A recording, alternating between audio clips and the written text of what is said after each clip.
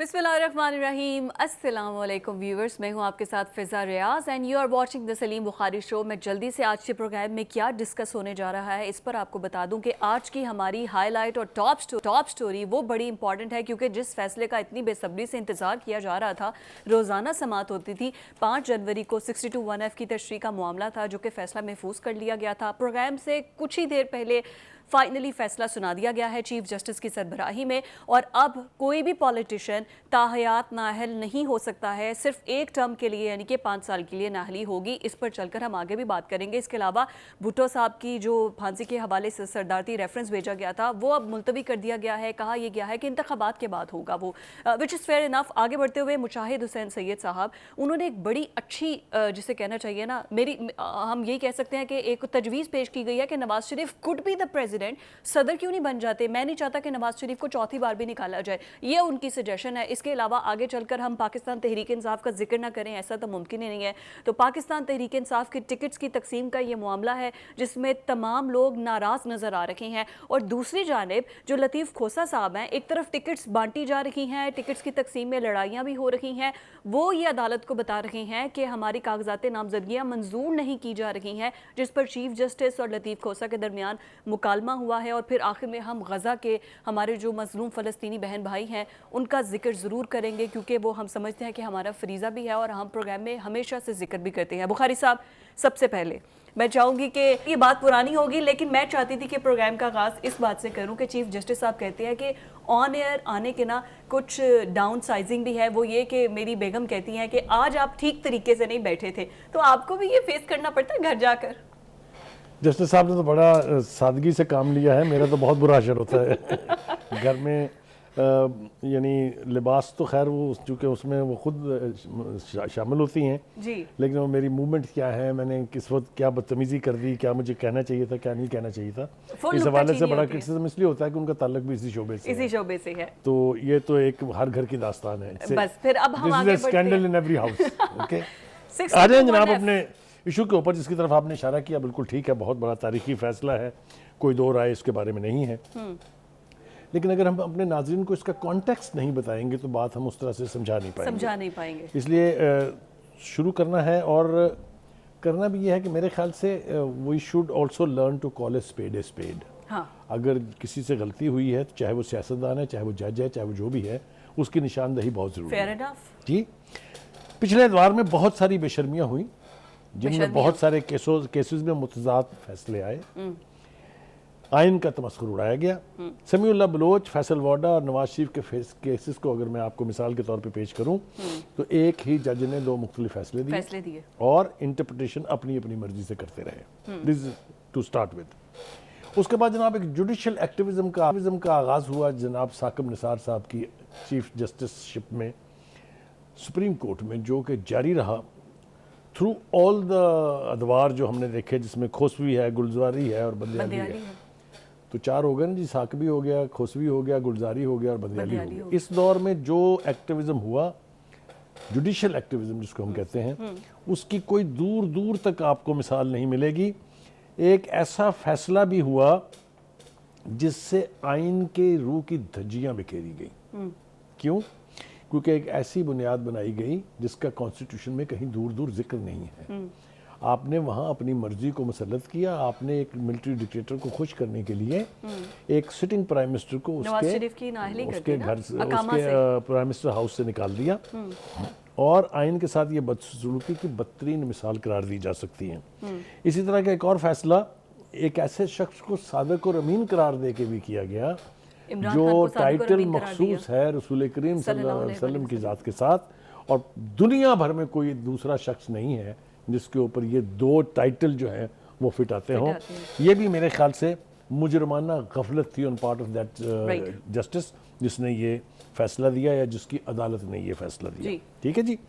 उसके बाद आप आ जाइए जी कि अब इस फैसले की रूह से क्या हुआ है। 2 चीज़ें, नवाज शरीफ को बेनिफिट मिला है, बिल्कुल ठीक है, जहांगीर तरीन को बेनिफिट मिला, ठीक है, लेकिन महात्मा खान को भी बेनिफिट मिला है, आगे वरना उनकी भी क्वालिफिकेशन ताहयात हो सकती थी। ठीक है, तो मैं समझता हूं कि this is not an individually oriented decision, it is for all politicians for all times to come. Is that right? आगे आने वालों के लिए भी है। دوسری بڑی بات جو ہوئی ہے وہ یہ ہے کہ قاضی فائز عیسیٰ نے یہ بات بالکل روز روشن کی طرح واضح کر دی ہے کہ قانون سازی کرنا عدالتوں کا کام نہیں ہے بلکہ پارلیمنٹ کا کام ہے. ٹھیک ہو گیا جی.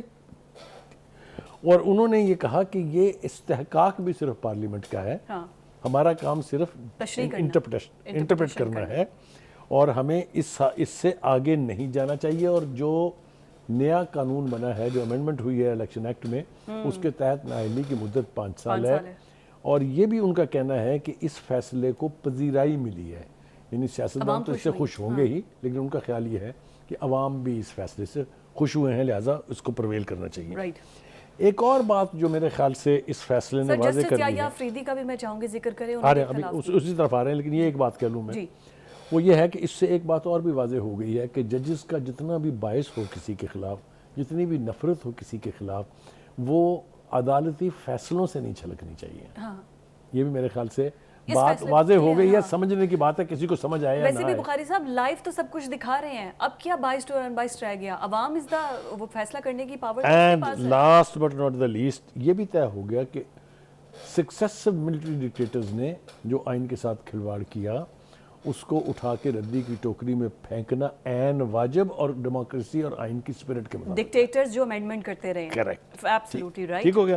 اس کی مثالیں دینے بیٹھیں گے تو وقت ٹائم گزر جائے گا. 4 چیزیں آپ نے گنوا دی جو اس فیصلے کے ساتھ کلیئر ہو گئی. کریکٹ. اب آ رہی ہے جناب جسٹس یا فریدی صاحب نے جو اختلاف کیا ہے, ان کا خیال یہ ہے کہ جو سمیع اللہ بلوچ کا فیصلہ ہوا تھا وہ درست تھا جی, اور وہ آج بھی اس کو ری افرم کرتے ہیں, یعنی اس کی تصدیق کرتے ہیں کہ وہ فیصلہ ٹھیک تھا. لیکن ان کی بات کو اگر مان بھی لیا جائے, اور یہ اختلاف کا حق ان کو موجود, ان کے پاس بھی اسی طرح سے ہے جیسا کہ عدالتی نظام میں اور ڈیموکریسی میں ہونا چاہیے, تو لیکن انہوں نے یہ تو ضرور کہا کہ اس فیصلے کو, یعنی وہ فیصلہ جب کیا گیا تھا وہ غلط نہیں تھا, لیکن انہوں نے اس پر بھی کچھ نہیں کہا کہ جو اب فیصلہ کر رہے ہیں اب یہ غلط ہے, یہ نہیں کہا انہوں نے. Excellent observation. انہوں نے ایک پچھلے فیصلے کے اوپر اپنی مور جو ہے وہ ضبط کر دی ہے, لیکن اس فیصلے کے بارے میں انہوں نے اپنی ریزرویشن. یہ ہو گیا جناب. جی. دوسری بات یہ ہے جناب کہ یہ بھی طے ہو گیا کہ اگر آرٹیکل 62(1)(f) کو آپ انڈیویجولی پڑھیں تو اس میں تو نااہلی ہے ہی نہیں ہے. 1973 کے کانسٹیٹیوشن میں. ٹھیک ہے.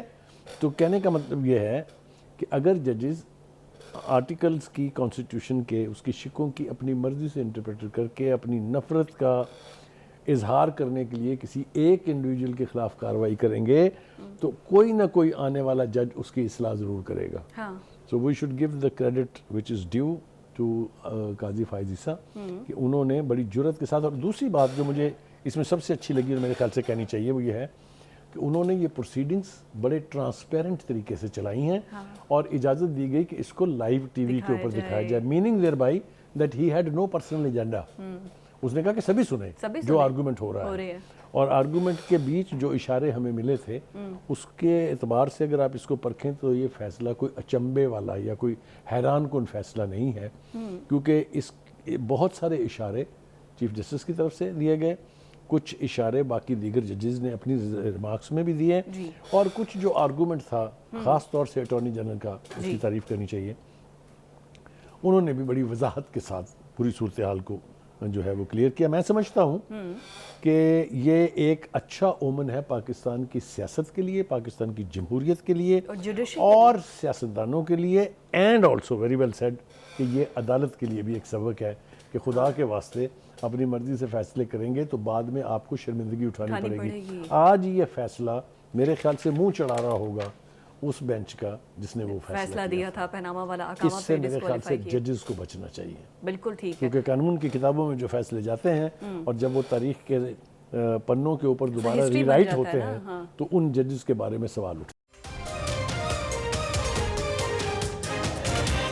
ہمارا بڑا اہم ٹاپک تھا بھٹو کی سماعت کے حوالے سے, شہید ذوالفقار علی بھٹو.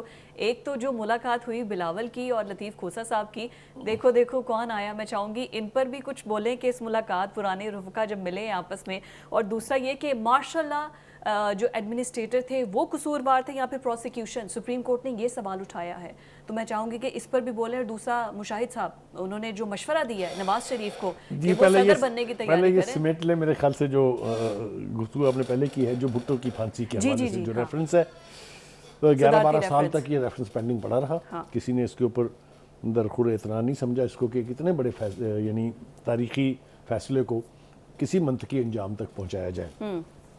2-3 باتیں اس کے حوالے سے اور ہیں کہ سکسیسو رجیمز نے بھٹو کے اس کیس کو اوپن کر کے حقائق کو عوام تک لانے کی کوشش بھی کی. لہٰذا وہ کہتے ہیں نا کہ it's better late than never. چلیں بالآخر یہ عدالت میں پہنچا معاملہ. اب اس کے اوپر بھی میں تعریف کیے بغیر نہیں رہ سکتا جسٹس قاضی فائز صاحب کہ انہوں نے اس پر بھی فیصلہ کیا یہ کہ اس کے بھی سماعت جو ہے وہ لائیو دکھانی چاہیے تاکہ کسی کے دل میں کوئی ابہام نہ رہے. اچھا جی، جو ملاقات کا تذکرہ کیا آپ نے، لطیف کھوسہ صاحب جو ہیں جس مقام پر آج ہیں اس میں بہت بڑا کنٹریبیوشن ہے پاکستان پیپلز پارٹی کا، اس کی لیڈرشپ کا. 2 نام اس حوالے سے آتے ہیں کہ اعتزاز احسن صاحب ہیں، ان کے ساتھ بھی پیپلز پارٹی نے جتنی وفا نبھائی ہے اس کی کوئی دوسری مثال نہیں ملتی ہے. لیکن ماشاءاللہ ان دونوں نے ہی جس طرح سے پارٹی کو بٹرے کیا ہے اس کے بارے میں کسی اور وقت کے لیے تبصرہ اٹھا رکھتے ہیں. ہاں، there are few stalwarts of our today's politics جو پیپلز پارٹی کی پیداوار تھے، پیپل پارٹی سے بینیفٹ لیا، پیپل پارٹی سے سیکھا، پیپل پارٹی سے آگے بڑھے اور آج پیپلز پارٹی کے مخالف صف. اچھا، بلاول کا گیسچر بڑا سویٹ تھا، انہوں نے خود آگے بڑھ کے ان کو ملے ہیں لطیف کھوسہ صاحب کو. بڑا سویٹ گیسچر. مینرزم کی بات ہے نا جی، خاندانی روایات کہہ لیجیے آپ اس کو، یا آپ کی تربیت جو ہے اس کا پتہ چلتا ہے اس سے کہ آپ اپنے فوز کے ساتھ بھی، فرینڈز اینڈ فوز کے ساتھ اگر آپ ایک ہی اسپرٹ، ایک ہی جذبے سے ملیں اور اوپن آرم سے ملیں تو یہ آپ کی خاندانی تربیت کا یعنی ایک ریفلیکشن ہے. رائٹ. ہیونگ سیڈ دیٹ، اب آ جائیے مشاہد حسین کے اوپر جو آپ نے کہا. جناب مشاہد حسین صاحب جو ہم اور مشاہد حسین صاحب بہت دیر تک اکٹھے ساتھی رہے ہیں. مسلم میں وہ اور میں بھی تھے اور ایک طویل عرصہ ہے ہم نے جو وہاں گزارا ہے. مشاہد صاحب کے 2-3 بہت کمال کی خصوصیات ہیں. ایک تو یہ کہ وہ ٹرمنالوجی بنانے کے ماسٹرز ہیں، اور 2-3-4 جو ہے وہ میں یہاں مینشن کرنا بہت ضروری سمجھوں گا. ایک اصطلاح انہوں نے بنائی تھی triple a which was army, Allah and Americans. اور انہوں نے کہا تھا جب تک یہ 3 اے اکٹھے کام نہ کریں پاکستان میں کوئی تبدیلی نہیں آ سکتی. اور دوسری اصطلاح تھی ان کی ٹرپل کے، کابل، کشمیر اینڈ کراچی. ان کا خیال یہ تھا کہ ان تینوں کا امن ایک دوسرے کے ساتھ جڑا ہوا ہے. یہاں پر جتنی بھی اینٹی اسٹیٹ کارروائیاں وارداتیں ہوتی ہیں ان سب میں لنکیج ہے. تو میں نے 2 مثالیں آپ کو دے دی ہیں. مشاہد حسین کو میں اس لیے مانتا ہوں، اور وہ واقعتاً جہاں تک ان کے پولیٹیکل ویژن کا تعلق ہے، جہاں تک ان کے یعنی گرفت ہے انٹرنیشنل افیئرز کے اوپر، ان کا کوئی دوسرا میچ نہیں. پر میں چاہوں گی کہ آپ بتائیں جو انہوں نے کہا کہ نواز شریف وزیر اعظم نہ بنے کیونکہ 4تھی بار بھی نکالے جا سکتے ہیں صدر کی طرف. اسی پر آ رہا ہوں. دیکھیے، ایک ہوتا ہے صرف بیان دے دینا، ایک ہوتا ہے اس کے اندر وزڈم کا ہونا. اس میں ایک وزڈم موجود ہے. آپ دیکھیے، the most unliked president in Pakistan's history is Arif Alvi. There is no doubt about it. Still he is president. ٹھیک ہے، تمام تر کوششوں کے باوجود کوئی اس کو ہلا نہیں سکا. وہ مشورہ یہ دے رہے ہیں کہ نواز شریف صاحب ایسی پوزیشن میں آ کے بیٹھیے ایوان صدر میں کہ آپ کو کوئی ہلا نہ سکے، کیونکہ 3 دفعہ آپ کے ساتھ کھلواڑ ہو چکا ہے. اور پرائم منسٹر کا عہدہ ایسا ہے کہ اس کے ساتھ 4تھی دفعہ بھی کھلواڑ ہوگا. ہو سکتا نہیں ہوگا. یہ میرے خیال سے پریزیڈنٹ کے پاس اختیارات نہیں ہوتے. اور میں ایک اور مثال 2008 سے لے کے 2013 تک جب پیپلز پارٹی کی گورنمنٹ تھی تو تمام فیصلے جو ہیں وہ ایوان وزیر اعظم میں نہیں ہوتے تھے، ایوان صدر میں ہوتے تھے. وہ اس طرف بھی اشارہ کر رہے ہیں کہ sitting in the president house you can still be calling the shots. ٹھیک ہے، آپ کر سکتے ہیں. تو یہ میرے خیال سے مشاہد حسین صاحب کے فیصلے کو، یعنی ان کی مشورے کو یا ان کی تجویز، جس کو آپ نے بجا طور پہ تجویز کہا ہے، اس کو آپ اٹھا کے پھینک نہیں سکتے. تو یہ ہو گئی جناب مشاہد حسین صاحب کی بات. ہم یہ اب توقع کر رہے ہیں کہ اس فیصلے کے بعد وہ جو کچھ لوگ، میں نام لینا نہیں چاہتا ہوں، میری یہی شعبے سے تعلق ہے ان کا، اننیسیسریلی اس فیصلے کو ڈیفینڈ کرتے تھے. یہ نااہلی کا ایشو جو تھا، ان کو اب اپنی چونچیں بند کر دینی چاہیے. میں نے سنا ابھی ایک صاحب ایسے بھی ہیں جنہوں نے اس فیصلے کو سیاہ فیصلہ قرار دیا ہے. اس فیصلے کو؟ ہاں، وہ اس کے لیے عقل ضروری ہوتی ہے کسی فیصلے کو سمجھنے کے لیے، وہ شاید ان کے پاس نہیں ہے. تو اس پر میں اس سے آگے جانا نہیں چاہتا ہوں. لیکن all said and done یہ فیصلہ میرے خیال سے ایک سنہری باب کا آغاز ہے جمہوریت کے حوالے سے. سیاستدان they keep coming and going. Today it's Nawaz Sharif, tomorrow it will be anybody else. But the decision is in the spirit of the constitution and democracy. And I think کہ یہ تاریخ کے صفحات کے اوپر ایک اچھے جسچر کے طور پر، ایک اچھے بنیاد کے طور پر استعمال ہوگا، اور لوگ اس حوالے سے بھی قاضی فائز عیسیٰ کو یاد کریں گے. آئی تھنک کنکلوژن یہی ہے کہ ایٹ لیسٹ سسٹم چلنے دیا گیا ہے اس فیصلے کے ذریعے، راہ ہموار کی گئی ہے، راہ ہموار کی گئی ہے تاکہ ایک سسٹم چلتا رہے. چہرے تو بدلتے رہیں گے، سسٹم چلتا رہے گا تو چہرہ کوئی بھی ہو. ہمیں جانا ہے ناظرین بریک کی طرف، اور بریک کے بعد جب واپس آئیں گے تو پاکستان تحریک انصاف کی ٹکٹوں کی تقسیم کے حوالے سے بڑا پھڈا چل رہا ہے. اب ہم بات کرنے جا رہے ہیں کہ لیول پلینگ فیلڈ، جس ٹرم کا بہت زیادہ ذکر بلاول بھٹو کر رہے تھے، لیکن اس کی درخواست جو دی گئی وہ پی ٹی آئی کی جانب سے دی گئی، اور وکیل لطیف کھوسہ صاحب اور chief justice of Pakistan justice قاضی فائز عیسیٰ کے درمیان بڑا تلخ جملوں کا تبادلہ بھی ہوا. بار بار سمجھایا گیا کھوسہ صاحب کو کہ یہ کوئی سیاسی فورم نہیں ہے، اگر کوئی صحیح میں آپ کا کوئی اعتراض ہے تو الیکشن کمیشن پر جائیں. میں بخاری صاحب چاہوں گی کہ آپ اس پر روشنی ڈالیں. جو چیف جسٹس صاحب کہہ رہے ہیں کہ 100% تو کسی پارٹی کے بھی کاغذات جو ہیں وہ منظور نہیں ہوتے، جو ایکسیپٹیبلٹی ہے اس کا ذکر نہیں کر رہے کھوسہ صاحب، جو ریجیکشن ہے اس کا ذکر بار بار کر رہے ہیں. اصل میں بنیادی وجہ یہ ہے کہ کھوسہ صاحب عادی ہیں ذرا تھوڑا سا پرانی عدالتوں کے. جب سپریم کورٹ میں سہولت کاری اپنے عروج کے اوپر تھی، ان کا خیال یہ ہے کہ اب بھی وہ اسی طرح سے عدالت کو ڈکٹیٹ کرا سکتے ہیں. ایسا نہیں ہے. اب وہاں ایک شخص بیٹھا ہوا ہے جو بلی نہیں ہو سکتا، اور بلی ہونا بھی نہیں چاہیے chief justice of supreme court کو. اینی وے دیکھیے، وہ یہ کہہ رہے ہیں کہ 70% کاغذات کا منظور ہو جانا is an excellent ratio. Pakistan کی پوری الیکٹرل تاریخ میں آپ کو کوئی ایک مثال نہیں ملے گی جہاں 100% کاغذات منظور ہو گئے کسی بھی پارٹی کے، کسی بھی پارٹی. یہ میں بالکل بڑے وثوق سے کہہ رہا ہوں. اسی طرح سے یہ تو تذکرہ کیا جا رہا ہے کہ ہمارے اتنے جو کاغذات منظور نہیں ہوئے، لیکن ساتھ ساتھ یہ کوئی نہیں بتا رہا کہ دیگر پارٹیوں کے کتنے کاغذات جو ہے مسترد ہوئے ہیں. ٹھیک ہے، تو ایک بات تو یہ ہے. دوسری بات یہ ہے کہ وہ گلہ کر رہے ہیں کہ جی ہمیں لیول پلینگ فیلڈ، وہی جو آپ نے بالکل درست کہا کہ یہ اصطلاح جو ہے یہ ایجاد کی تھی بلاول بھٹو صاحب نے، لیکن اب اس کی اونرشپ لے لی ہے پی ٹی آئی نے. میرے خیال سے کھوسہ صاحب اصل میں کہنا یہ چاہ رہے ہیں کہ جی، مگر یہ بات کرنے سے پہلے میں یہ کہہ دوں کہ ان کے لیڈران نے 3 ورکر کنونشن کیے تھے کے پی کے میں، اپنی مرضی سے. بے پناہ لوگ آئے تھے، بے پناہ بدتمیزی انہوں نے کی، اور وہ جلسے ہوئے ان کو بہت کامیاب کہہ کے مقبولیت کا عروج ثابت کرنے کی کوشش کی گئی. ٹھیک ہے، میرے خیال سے کھوسہ صاحب یہ کہنا چاہ رہے ہیں کہ جی پنجاب میں یا دیگر علاقوں میں ہمارے بلانے پر لوگ نہیں آ رہے ہیں، ہماری مدد کریں تاکہ ہمارے لوگ جلسوں میں آئیں. کسی نے کوئی پابندی نہیں لگائی ہے، جلسہ کریں. دوسری بات یہ کہ وہ بات کر رہے ہیں یہ جو ایم پی او جو ہے، ایم پی او جو ہے یہ ایڈمنسٹریٹو ڈیسیشن ہوتا ہے، جوڈیشل ڈیسیشن نہیں ہوتا. یہ ضلع کا ڈپٹی کمشنر لگاتا ہے، یہ اسی کا اختیار ہے، اور یہ اختیار اس کو آئین میں دیا ہوا ہے. ٹھیک ہے، وہ ہوتا یہ ہے کہ اندیشہ نقص امن کہتے ہیں اس کو، کہ جہاں یہ آپ کو فیلنگ ہو کہ اگر یہ اس جلسے کی اجازت دی آپ نے یا اس جلوس کی اجازت دی تو اس سے امن عامہ کی صورتحال خراب ہوگی، تو پھر ڈی سی کے پاس یہ اختیار ہے کہ وہ ایسے اشخاص کی موومنٹ کو ریسٹرکٹ کر دے اور اجازت نہ دے جلسوں کی. یہ ایڈمنسٹریٹو ڈیسیشنز ہوتے ہیں، اور یہ ہمیشہ ہوتے رہے ہیں، پہلی دفعہ نہیں ہے. ٹھیک ہو گیا. دوسری بات یہ ہے کہ میرے خیال سے غالباً 4تھی یا 5ویں دفعہ چیف جسٹس صاحب نے کھوسہ صاحب کو کہا ہے کہ یہ عدالت ہے اور عدالت عالیہ ہے. عدالت عالیہ ہے، یہ سیاسی فورم نہیں ہے، لہٰذا آپ تقریر کرنے سے اجتناب فرمائیں. رونا نہ دھوئیں آپ پر. ٹھیک ہے، آرگیومنٹس کریں. یہ میرے خیال سے ہونا بھی نہیں چاہیے عدالت. اور دوسری بات یہ ہے کہ مجھے حیرت ہے، کھوسہ صاحب بہت سینئر وکیل ہیں، جی بہت پائے کے وکیل ہیں، کوئی دو رائے نہیں اس کے بارے میں.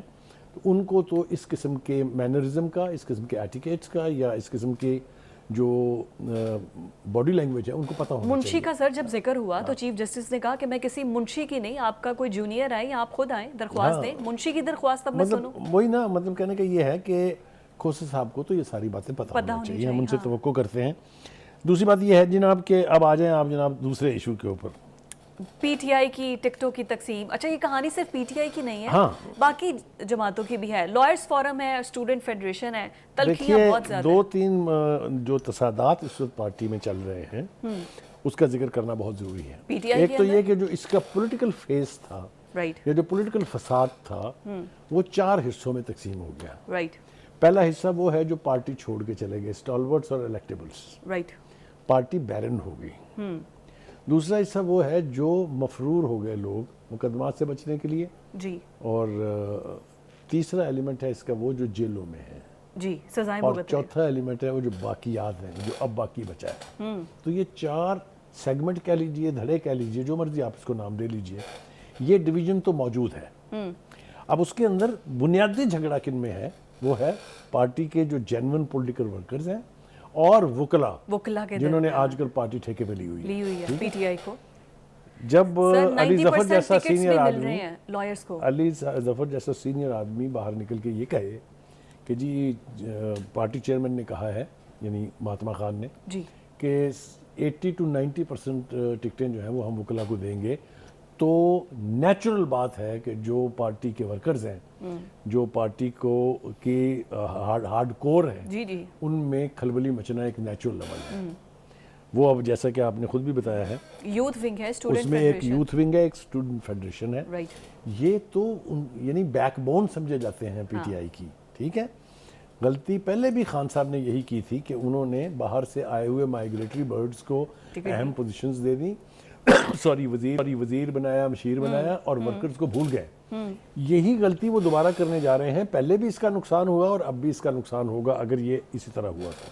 اچھا دوسری بات یہ ہے کہ جو اپنے لائرز ونگ ہے، ہاں جس کے قاضی انور صاحب ہیں غالباً مرکزی صدر ہے، جی جی جی بالکل بالکل، انہوں نے بھی دھمکی دے دی ہے کہ جناب پارٹی کے اندر جب حکومت سے ہم نکلے اور عمران خان صاحب عدالت اپنے جیل میں چلے گئے، دس از وی ہو کیپٹ دا پارٹی گوئنگ.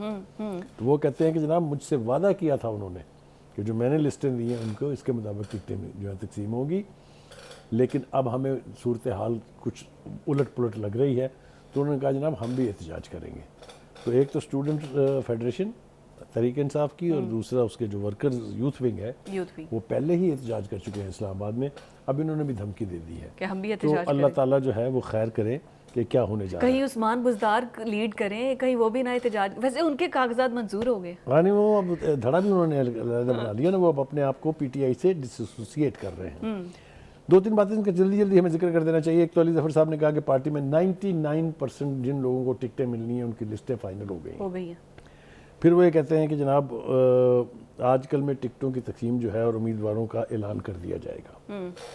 اب یہ ٹکٹوں کی تقسیم کے حوالے سے گڑبڑ صرف پی ٹی آئی میں نہیں ہے. ہاں مجھے اگر آپ اجازت دیں گی تو میں آپ کو بتاؤں گا کہ نون لیگ میں بھی گڑبڑ ہے، اور اس کی حیثیت اس سے بہت زیادہ سیریس ہے. نون لیگ میں جی میں اس کے 2-3-4 حوالے بھی دے دیتا ہوں آپ کو. پہلی بات تو یہ کہ میری نواز شریف صاحب سے گزارش ہے as a journalist, as an individual, کہ اگر آپ نے یہ غلطی کی کہ آپ نے اپنے وفاداروں، اپنے ورکروں اور جنہوں نے آپ کے لیے چکی پیسی ہے ان کو اگنور کیا، تو یہ آپ کی ایک فاش غلطی ہوگی اور آپ کو اس کی قیمت چکانی پڑے گی. اب یہ میں نے کیوں کہا ہے؟ میں نے اس لیے کہا ہے کہ میرے سامنے اس وقت 2 بہت گمبھیر مثالیں ہیں. ایک طلال چودھری صاحب. طلال چودھری ایک ایسا نام ہے کہ لوگ ان کے نام سے جماعت کو پہچانتے تھے. He is one of them who has sacrificed a lot. اپنے آپ کو 5 سال کے لیے نااہل کروایا. نواز شریف کی اس کی غیر موجودگی میں جتنی مشقت، جتنی محنت انہوں نے کی ہے، کسی کے تعارف کی ضرورت نہیں. everybody knows it. ٹھیک، ان کو گلہ یہ ہے کہ جی میرے نیچے آپ نے ایک ایسے شخص کو، ان کو گلہ کیا، یہ نظر آ رہا ہے کہ یہ صورتحال ہے، ایسے شخص کو ٹکٹ دے دی ہے ایم پی اے کی جو اہل نہیں ہے. بہت ساری وجوہات انہوں نے بیان کر دی ہیں، اس کے اوپر قتل کے مقدمات ہیں، وہ فراڈ میں ملوث ہے، دس دیٹ اور ادر، اور ان کے خلاف اب یہ موو بھی کر دی گئی ہے الیکشن کمیشن میں کہ جی یہ نااہل ہیں، الیکشن لڑنے کے قابل نہیں ہیں.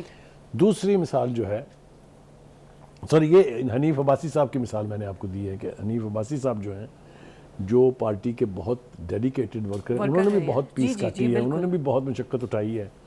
انہوں نے یعنی ایک طرح سے ان کی تو زندگی داؤ پر لگ گئی تھی. اگر آپ کو یاد ہو مقدمے کی نوعیت ایسی تھی کہ یا انہیں سزائے موت ہوتی یا انہیں عمر. ٹھیک ہے, اب ایسے لوگوں کو تو بہت دل کے قریب رکھنا چاہیے جن لوگوں نے over a period of time, not 6 مہینے, سالہ سال جنہوں نے آپ کا ساتھ دیا ہے. نواز شریف صاحب, ان کو اگنور نہ کیجئے, وہ آپ کے آئیز اینڈ ایئرز ہونے چاہیے. یہی ایک سالڈ پولیٹیکل پارٹی جو ہے اس کا تقاضا ہے. اب آ جائے جناب جلدی سے, بلاول بھٹو صاحب کا ذکر کرنا جو ہے وہ آپ ویسے ہی ضروری سمجھتی ہیں. بلاول صاحب نے بڑی میں کہوں گی بڑی پیاری بات ان کی, انہوں نے کہا اگر وہ بے قصور ہیں مہاتما خان صاحب تو جیل سے باہر آ جائیں. بس آپ صرف 6 مہینے پہلے کے ان کے بیانات کے اوپر چلی جائیں.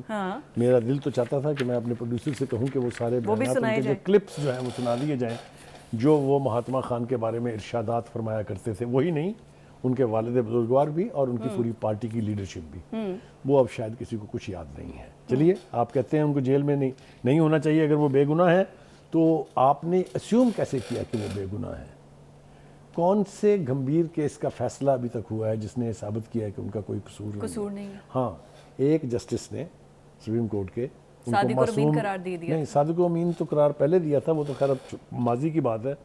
حال ہی میں سٹنگ ایک جسٹس نے یہ کہا تھا کہ وہ بادی النظر میں معصوم ہے. جی جی جی, یہ سٹیٹمنٹ آیا تھا. چلیے جناب آگے, وہ یہ کہہ رہے ہیں کہ جی ہمیں یہ پورا فیتھ ہے اپنے چیف جسٹس صاحب کے اوپر کہ جو انہوں نے کہا ہے کہ الیکشن پتھر کی لکیر ہے, 8 فروری کو ہوں گے. وہ کہتے ہیں we have no reason to believe کہ یہ نہیں ہوں گے. ٹھیک ہے جی. دوسرا, وہ ان کے ایک لیڈر ہیں خورشید شاہ صاحب, وہ بڑے ویٹرن پولیٹیشینز ہیں. انہوں نے کہا ہے کہ مسلم لیگ نون اس لیے باہر نہیں آ رہی, شاید انہیں کسی نے کان میں بتا دیا کہ الیکشن نہیں ہونے. میرے خیال سے یہ ساری ایزمپشنز جو ہیں یہ بے معنی ہیں, کیونکہ ایز آف ٹوڈے کوئی جواز, کوئی ریزن, کوئی حالات اس بات کے متقاضی نہیں ہیں کہ الیکشن 8 فروری کو نہ کرے. تبھی تو وہ کہتے ہیں اب تو یونائٹڈ نیشن سے بھی ووٹنگ کروا لیں, الیکشنز 8 فروری کو ہی کروانے ہیں. بلاول بھٹو نے کہہ دیا اور ہو بھی جانے چاہیے. ہم سب خود اس کے حق میں الیکشنز ہونے چاہیے ہیں, ایک جمہوریت کا پروسیس چلنا چاہیے ہے. اور پروگرام کے لاسٹ سیگمنٹ میں ہم غزہ کی صورتحال پر روزانہ ہی ذکر کرتے ہیں. اسرائیلی فورسز کی بمباری جاری ہے, لیکن وزیر خارجہ اینٹی بلنکن, ان کا دورہ 4تھی مرتبہ اس خطے میں ہوا ہے. طیب اردگان سے ملاقات ہوئی ہے, شاہ عبداللہ سے ملاقات ہوئی ہے, اب وہ اردن کے بعد اب قطر روانہ ہو گئے ہیں. بخاری صاحب, 4 مرتبہ وہ 4تھی بار یہ دورہ کر رہے ہیں. کوئی یہ دور رس نتائج لے کر آئے گا, بس یہ رسمی ہے خانہ پوری کرنے کے لیے کہ بس ہم دورے کر رہے ہیں کہ جنگ بندی رک سکے؟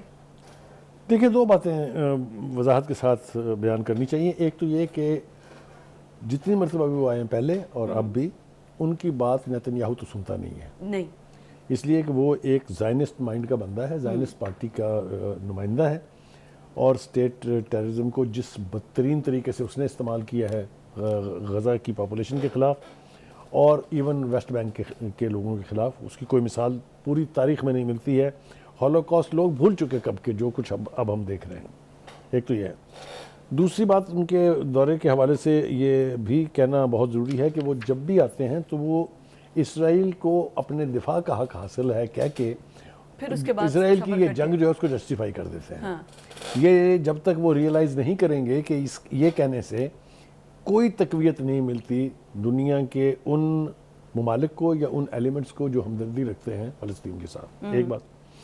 دوسری بات یہ ہے کہ جو ریسنٹ ان کا دورہ ہے اس میں جو ملاقاتیں ان کی ہوئی ہیں, تینوں ہی جن کا تذکرہ آپ نے کیا ہے, وہ پریزیڈنٹ اردوان سے ملے ہیں, وہ شاہ عبداللہ سے ملے ہیں, وہ اب قطر پہنچے ہوئے ہیں. ہر جگہ ان کو یہ باور کرا دیا گیا ہے کہ جب تک جنگ بند نہیں ہوگی یہ یہاں نہ صرف امن قائم نہیں ہو سکتا, یہ ریزسٹنس جو ہے وہ جاری رہے گی.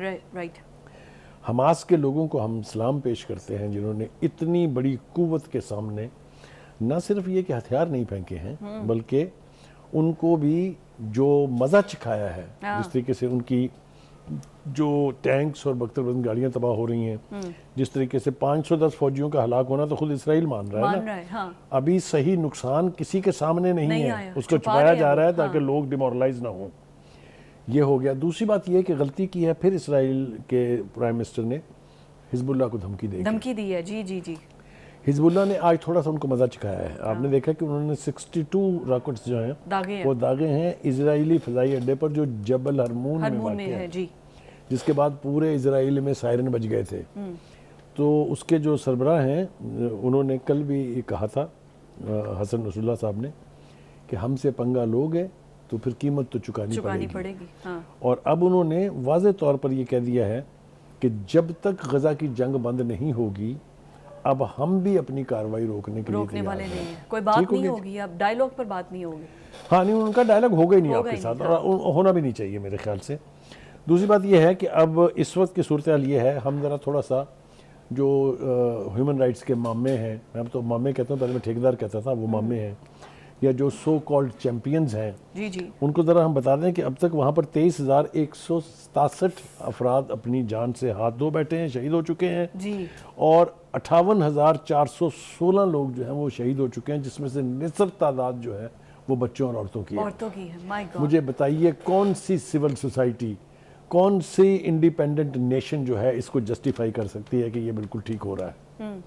جو رائٹ آف ڈیفنس کی بات کرتے ہیں وہ یہ بھول جاتے ہیں کہ اسرائیل پچھلے 75 سال سے اور خاص طور سے 2021 سے لے کے اب تک غزہ کے اوپر جو تباہی مچا چکا ہے وہ کسی کو یاد نہیں ہے. ان کی طرف سے جب جوابی حملہ کیا گیا ہے تو اس کو جواز بنا کے ان کی نسل کشی کی جا رہی ہے. It's a genocide which is going on. اور میں بتاؤں کہ ظلم کی ایک حد ہوتی ہے. وہ کہتے ہیں نا کہ بقول فیض صاحب کے کہ ظلم جب حد سے بڑھتا ہے تو مٹ جاتا ہے. میرے خیال سے اب یہ مٹ جانے والی سٹیج آ گئی ہے, کیا کر رہے ہیں؟ دو تین چیزیں ہوئی ہیں. ایک تو یہ کہ اس کی انٹرنیشنل حمایت میں کمی ہو رہی ہے. آپ نے دیکھا کہ امریکہ کے اندر سینیٹر برنی سینڈرز سے شروع ہوئی بات, اور اب بہت سارے لوگ آواز بلند کر رہے ہیں کہ اسرائیل کی آنکھیں بند کر کے یہ امداد بند ہونی چاہیے, اس کو اسلحے کی فروخت ترک کر دینی چاہیے. یہ اسرائیل کو بھی اب فیل ہو رہا ہوگا یقینی طور پہ کہ انٹرنیشنل اوپینین جو ہے وہ ان کے نہ صرف خلاف ہے بلکہ ان کے ہر ایکٹ کی مذمت کرتی دکھائی دیتی ہے. دنیا کے ہر شہر میں, دنیا کے ہر ملک میں لوگ بآواز بلند یعنی غزہ کے لوگوں کے ساتھ موجود ہیں, کھڑے ہیں. بالکل ایسا ہی ہے. بلکہ صرف مسلمان کیا, جیوش کمیونٹی خود ساتھ کھڑی ہے. امریکہ کے اندر اتنا بڑا پروٹیسٹ ہوا ہے, وہ کس لیے ہوا ہے کہ انسانیت کے خلاف, جینوسائیڈ کے اگینسٹ کیا جا رہا ہے. دیکھیے جو بدترین مثال ہم دیتے ہیں وہ ہے second world war. Second world war ہو, فرسٹ ورلڈ وار ہو, اس کے بعد جتنی بھی جنگیں لڑی گئی ہیں, چاہے وہ عراق ہے, چاہے افغانستان ہے, چاہے سیریا ہے, جو ہیلتھ فیسلٹیز ہوتی ہیں کوئی اس کو ٹارگٹ نہیں کرتا. جہاں پلس کا نشان لکھا ہوا کوئی وہیکل جا رہی ہو اس کو کوئی ٹچ نہیں کرتا. سفید کپڑا لہرا دیا جائے تو اس کو کوئی انگلی نہیں اٹھاتا. یہ تمام چیزیں اسرائیل کے پرائم منسٹر کے لیے, وہاں کی فوج کے لیے, وہاں کے ڈیفنس منسٹر کے لیے بےمانی ہے. لیکن میں پھر کہہ رہا ہوں کہ میں وارن کر رہا ہوں کہ آپ کو اس کی قیمت چکانی پڑے گی. یہ ظلم آنکھیں بند کر کے برداشت نہیں کیا جا سکتا. کیسے, کب, یہ میرے خیال سے اوپر والا بیٹھا. مجھے لگتا ہے کہ ہو رہا ہے قیمت چکانے والا سلسلہ. بہت شکریہ بخاری صاحب. ناظرین آج کے پروگرام سے اتنا ہی, آپ سے ملاقات ہوگی کل. اللہ حافظ.